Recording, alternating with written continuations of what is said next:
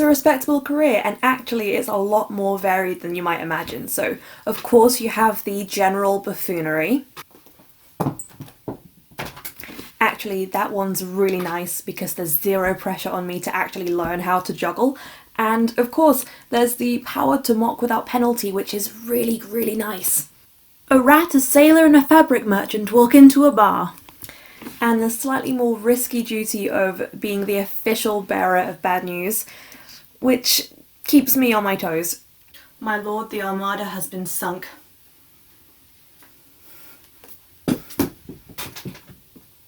It's a busy job, and then at the end of the day I'll go out and grab an ale with the boys and head home as the sun comes up and, you know, get a kick out of watching drunkards stumble into open pools of sewage.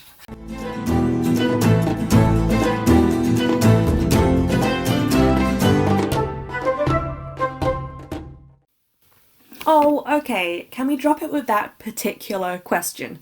It's just, no interviewers ever ask any of the others what it's like to be a man jester. Sometimes I'll even get called a jesteress, which is so outdated. It's not a different job. Hey, listen, it's a tough world out there. On my way to this interview this morning, I literally passed my old schoolmate, Felicity Mudscroom, while she got her hand chopped off by Kingsmen in the town square, her hand, for making a meat stew too salty. Now, I'm meant to be learning falconry with her this weekend, and that's clearly not going to happen anymore. The bird has nowhere to sit. Sorry, it's just the question has clearly hit a little bit of a nerve, and I think it's because I have to put up with a lot during my 9 to 5. It's a real bros club out there. The amount of times I have to hear them rhyme witches and bitches and then pass it off as though they wrote the joke. Oh, and not to mention the bit where they hold a rotten pear up against their codpiece and they'll shout, "Hark, an older hag have cursed my manhood."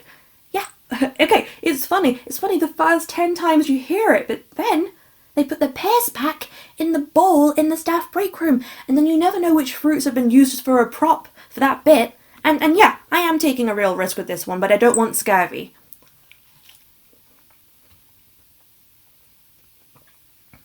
Yeah, I think this one's fine. Sometimes I'll take part in this panel of other jesters for a special show where we make merry, play games, dissect the week's news in a mocking way. And it's really good fun, and I usually do my impression of the abbot. You could say old habits die hard. And it always goes down really well, but I'm always the only woman in the room, and then they'll say, "Oh, that's because you're really good for a lady jester.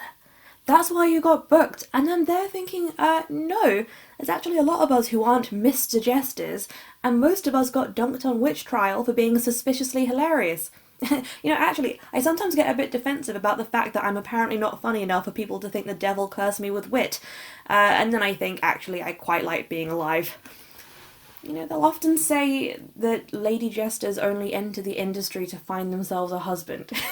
Honestly, I would rather snog a plague rat than give my hand to any of the other courtfools I work with. The truth is, I did not enter this industry for courtship. I became a jester due to my passion for the humble jape. I do take the job so seriously. I make sure to write down all of my ideas every day in my scroll, and by the way, I didn't disguise myself as a boy as a teen, enter a monastery so as to become literate, and then drop out just so I could have my work sidelined.